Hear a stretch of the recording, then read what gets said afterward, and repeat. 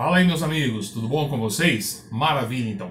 Fazendo mais um vídeo sobre os nossos amplificadores, falantes, equipamentos e afins. E hoje eu quero fazer um comparativo entre clássicos, entre um equipamento um pouco difundido atualmente, que são os racks de pré-amp, tá? Muito usados nos anos 80, se você ouvir tudo quanto é banda de anos 80, alguém já usou um desses caras aqui, que são o ADA MP1, o Marshall JMP1 e o Mesa Boogie Tri-Axis. São sensacionais, cada um dentro do seu estilo, dentro de uma proposta, e você consegue ter vários sons até modernos, atemporais, por assim dizer, tá? Qual que é a proposta do vídeo? O que eu vou fazer? Eu vou comparar os sons com 3 presets básicos. Eu vou fazer Clean, Crunch e Drive nos 3 racks, tá?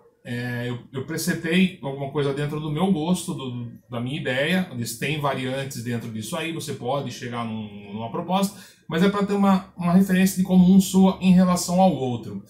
O ADA MP1 e o Marshall MP1, eles são o som deles é bem pronto, é bem plug and play. O Tri-Axis exige um pouco mais de trabalho, não na configuração, que nesse aspecto o ADA eu achei mais difícil, mas o Tri-Axis ele tem um range maior de timbres, tanto para clean quanto para os drives. Então eu tentei para fazer um mais na onda do Mesa Boogie e o Marshall na praia do Marshall, e o ADA MP1 fazer uma coisa também pendendo para uma ideia mais britânica, um meio termo, tá?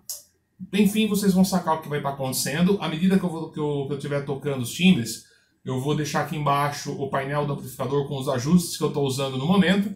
E o rig que eu estou usando é o mesmo de sempre, é o básico de sempre. O ADA MP1, o Marshall JMP1, o Mesa Boogie Tri-Axis. Eles estão ligados na potência Mesa Boogie 290, é uma potência estéreo de 90 watts por canal, mas eu estou usando um canal só. A presença dela está no meio e o volume dela está tipo em 9 horas mais ou menos, tá? Tá bem alto aqui por sinal.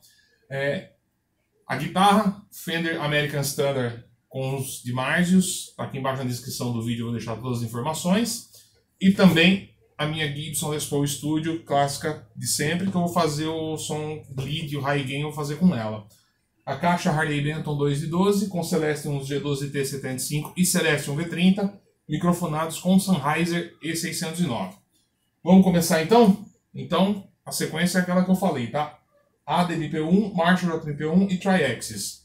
Cleans, Crunch e Drives. Maravilha? Vamos lá então.